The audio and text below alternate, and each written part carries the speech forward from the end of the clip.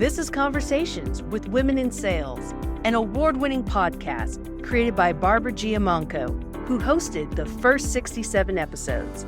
Listen to interviews with amazing women about their journeys in their sales careers, often discussing sales leadership tips, ideas, and strategies. We aim to inspire women to consider a sales career and for some women to grow into sales leadership. Men, we appreciate your allyship. And now, your host, Lori Richardson. Hey everyone, we're back, and today I'm here with Stephanie Chung. Stephanie is a keynote speaker as well as a global brand ambassador for Wheels Up. Stephanie, is so great to see you again. Thank you so much. I'm excited to be here, Lori. Always nice to see you. Yes, I remember the first time I met you was in Dallas I think it was at the big women's dinner. That's right. We were at. Exactly. That was so many years ago. I remember though, I think it was the national, we were judging for like top female salesperson in the nation or something. We were both judges. Yeah. Yes. That was so wonderful. You've had an incredible journey in sales and especially leadership in the aviation industry. And I don't talk to people in the aviation industry too often. So I have so many questions. And I know that you'll be able to give us some background about how did you get into sales? And then also, why aviation? Sure. First of all, I love telling the aviation part of the story because it's a way of giving homage, if you will, to our military. So I grew up a military brat. My dad was a master sergeant in the U.S. Air Force. So I literally grew up around planes, Lori, my entire life. I could hear them taking off and landing every single day of my life as a little girl all the way up until adulthood. So aviation was in my blood, if you will. And I was that kid that knew exactly what I wanted to do. Because I was always around planes and always living on active Air Force bases and knowing I wanted to be in aviation, it was a no-brainer. The challenge, though, Lori, was that whenever I would see aviation depicted in film or TV or in magazines, I would always see if you were a man, you were a pilot, and if you were a woman, you were a flight attendant. Now, the issue was that none of those pictures ever looked like me. And so though I knew what I wanted to do in aviation, I didn't know what I could do in aviation because I'd literally never seen a person of color depicted as an aviator in any of the media outlets. So fast forward, my very first job was parking planes and loading luggage at the Boston Logan Airport. That was my very first job. And that is like the entry level of entry level. So when you think of aviation and specifically the airline industry, but Lori, I got to tell you, I loved that job. I loved that job. Yeah. And this was so many years ago. It's almost 40 years ago, right? So it was a long time ago. So as you can imagine, I was one of a handful of women at tops that were working on the ramp because typically only the guys worked on the ramp. So that was probably my first time of being lonely only. But I will tell you what was really cool about that is because I grew up around soldiers my whole life, I was actually very comfortable working on the ramp because that's all I knew. I was usually always around men. And so did that for a while and loved the job. And then because I was always looking for extra money, I would then go work upstairs in the ticket counter. And so when I worked at the ticket counter, I would do customer service up there, like checking people in for flights, boarding flights at the gate, et cetera.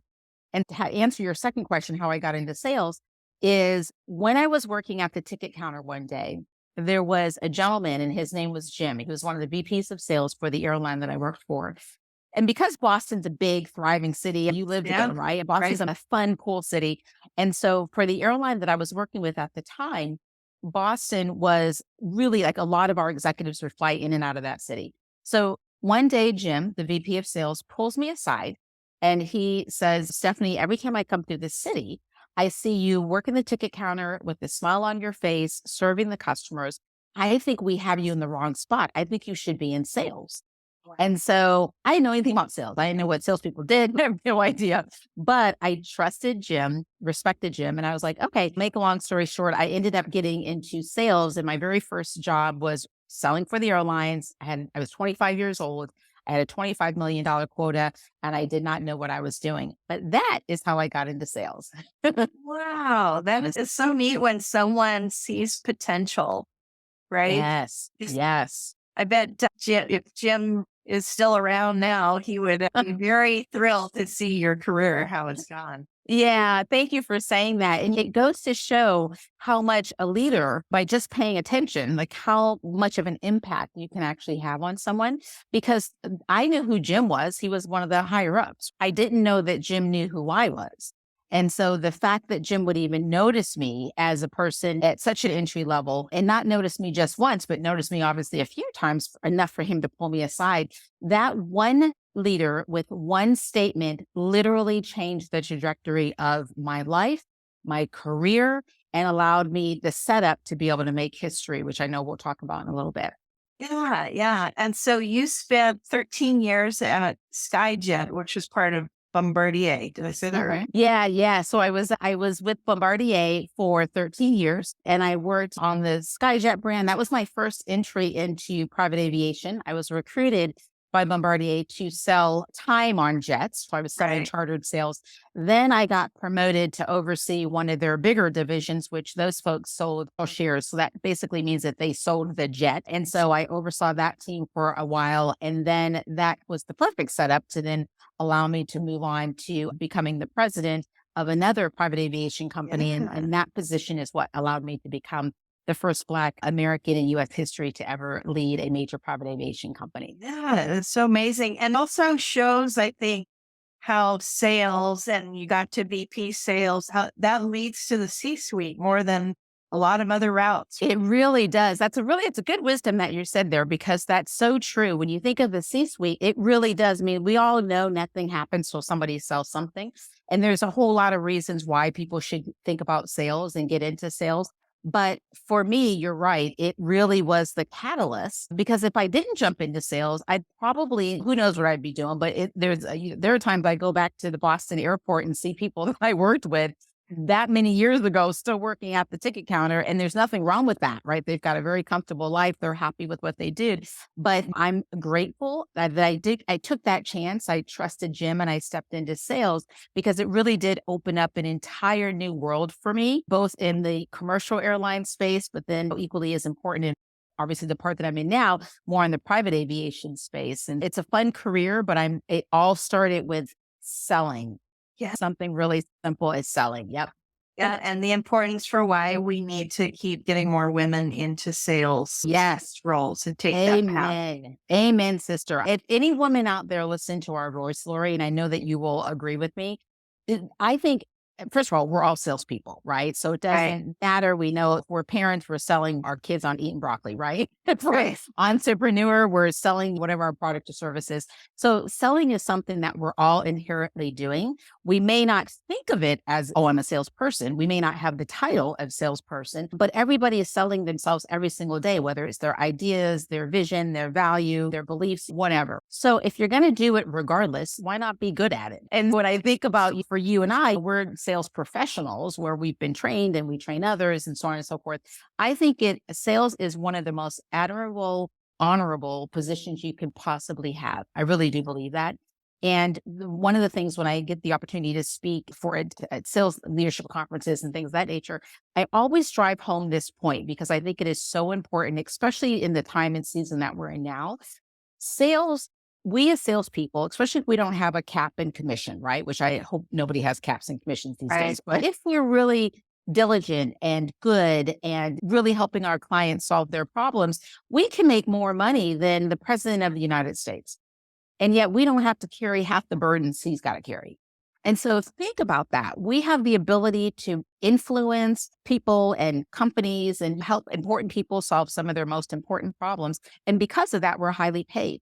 And so I'm a big believer of sales. We've had a lot of people look down at sales at one point, because we all know those horrible salespeople that we know that guy who's so you're something you don't need, you don't want. Yeah, exactly. They're manipulating and coercing and shoving stuff down your throat. We're not those salespeople, and those salespeople shouldn't exist because they're really not selling. But when you and I talk about sales, we think about how we are helping people and how we are solving problems and how we are listening intently and paying attention and all the different attributes that we have as professionals, which then allows us to be highly paid and highly needed. And so I loved having a sales background. I think everybody should go get a sales background because it changes the trajectory of your career and you will never go hungry. Never. If you're a good That's right. salesperson, one job closes, you go do the next one because you know That's how to right. sell. I always say I could be dropped in any town in America and sell my way out of town. That's right. It's not true though. You don't have to worry about looking over your shoulder. It's like, Yes. we will find products and services to sell. So That's exactly right. That's exactly right. So talk about having ultimate control in your career. yeah, Yeah. absolutely. So I'm curious, as a leader, when you rose to VP of sales and then onto the C-suite, what was in you that gave you the confidence to know that you could handle that? Because it's something I hear a lot that, oh, women lack confidence, which I don't personally believe. I think we verbalize things more, men do. But not everyone is there. We're waiting to be tapped on the shoulder and not just looking at a career path. Yeah, I think that's a very good point, right? So we women, we articulate our feelings a little bit differently. And so therefore it can come off like perhaps we don't have confidence. And it's interesting. It's an interesting question that you're asking because we have so many different personalities.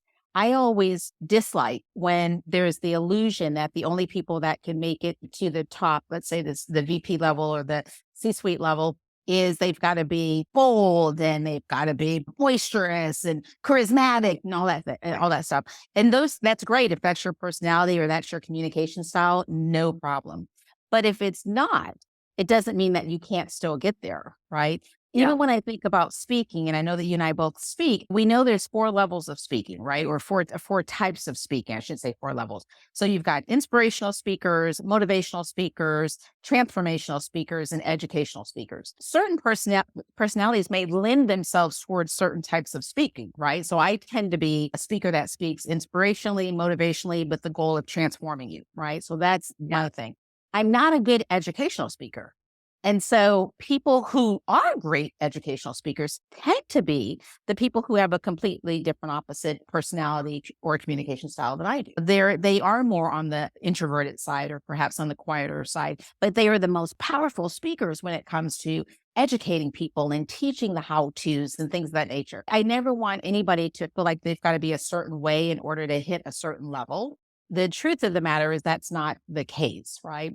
So when you think about women and getting into the VP level or the C-suite, listen, different level, different devil. So the higher you go, the different the challenge is. I never want people to think it's easy street once you get there. It's actually not but the good thing about that is the levels that you're at, you do have to get comfortable with speaking and saying your thoughts, articulating even if it's opposition or agreement, but you have to get comfortable at every single level, being able to say what's on your mind, say what you mean, what you say, right? And of course, produce and perform. But every level, in my opinion, gets you prepared for that next level, which usually at the next level, the conversation's a little bit more intense or a little bit more direct. And so how you get to those next levels is really about how do you perform at the level that you're at, grow where you're planted, and get some good mentors or sponsors or allies, anyone that's going to help you to be able to see your blind spots so that they can help coach you through it. Because when you get to that next level, it is truly not even a different ball game. And so you don't want to be learning your blind spots at that point. You really want to have mastered them to get ready for the next challenge you're going to take on. I love the fact that I've hit the C-suite. I've come to the top of the food chain, if you will, when it comes to career. It wasn't easy by any stretch. And I did have confidence that I could do it each step of the way. My confidence sometimes wavered, right? There are times that I certainly got knocked down. There are certainly times that I failed. But each time, instead of beating myself up about it, it's just, okay, what was the lesson I needed to learn?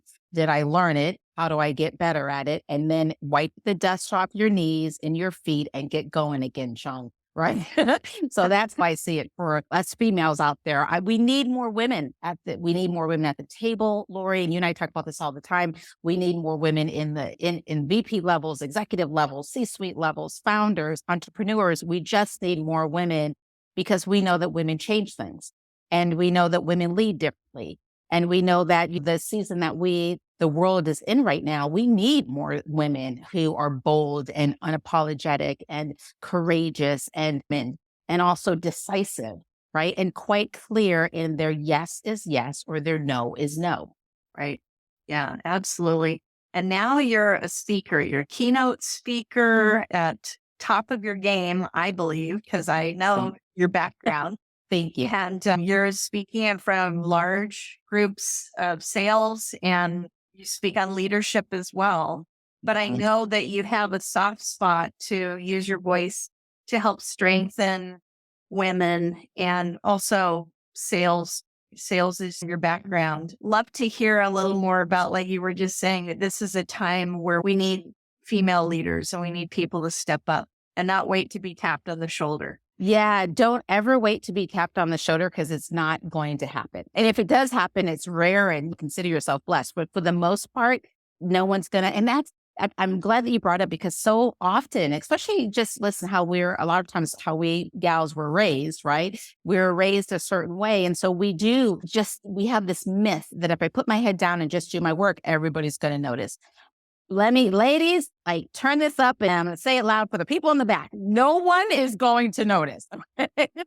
No one's noticing. And it's not because you're not special. It's because everybody's so incredibly busy and people are just trying to get it done. Right. And so don't take offense to that. So no one's going, oh, your work was so amazing. We think you should do this position and that position. It just doesn't happen. And it's not because you're not worthy. And it's not because people haven't noticed you. It's just people are really busy. And what that means then for you as a potential leader is you've got to make sure that you're okay talking about what it is that you've done. I think another area that we women shy away from is we don't want to be braggadocious or we don't want to come off as cocky or arrogant. Right. And so that's why another reason why we won't say much. But guys don't think about that. Right? That is not cross their mind. They say if it's true, it's not bragging, right? That's right. Exactly. So I think there's some things that we can certainly learn from the fellas in that arena. If in fact you're doing a good job and you're proud of the work that you've done and you have the results to show it, those are the facts. And make sure that people are aware of what you're doing. Don't wait for people to come tap you on the shoulder. It will not happen most likely, but definitely be prepared to share what it is that you're doing and why. Now, going back to your question in regards to keynote, I do have a heart for women. I have my 3 things, as you mentioned. I speak on leadership, I speak on sales, and I speak on female power.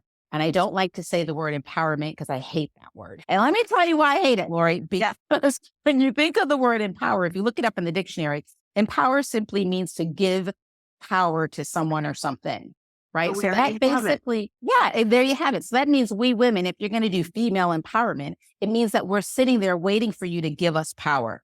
That's BS. Right. And so we don't need to sit there and wait for anybody to give us power. We already have the power.